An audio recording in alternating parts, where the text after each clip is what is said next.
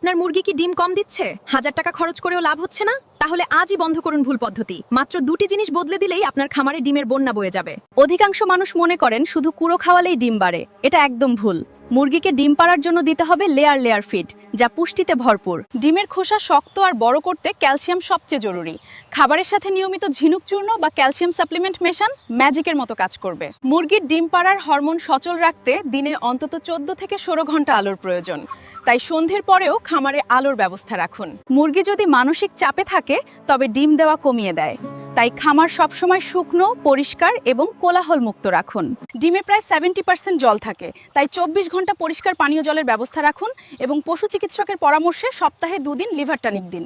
সব খাবার দেওয়ার পরেও যদি ডিম না বাড়ে, তবে বুঝবেন মুরগির পেটে কৃমি আছে। প্রতি 2 মাস অন্তর নিয়ম করে কৃমির ওষুধ বা ডিলিসিং করান। এই সহজ টিপসগুলো মেনে চলুন আর দেখুন কিভাবে আপনার খামারে ডিমের উৎপাদন দ্বিগুণ হয়ে যায়। এমন আরও খামার টেকনিক জানতে এখনই লাইক ও সাবস্ক্রাইব করুন।